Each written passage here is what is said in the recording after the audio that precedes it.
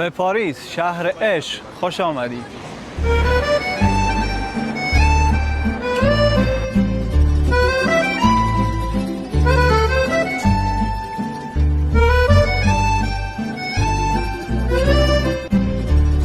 شهر موزه ها و جاذبه های ناب گردشگری.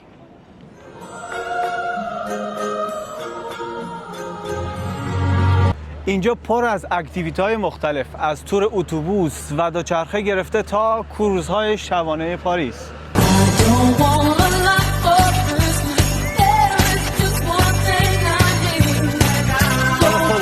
عده‌ای در حال ورزش کردن و عده‌ای هم تو صف کشتی های کروز.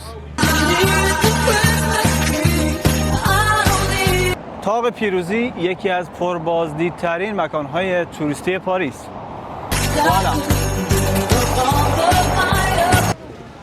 اینجا پر از کافه های لاکچری و مجلل.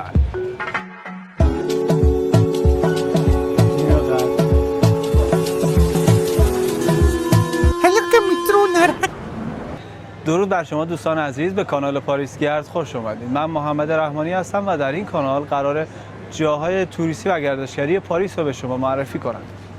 اگر علاقه‌مند یا مشتاق پاریس و جاهای توریستی یا سفر کردن هستید، پس این کانال برای شماست. ما رو دنبال کنید.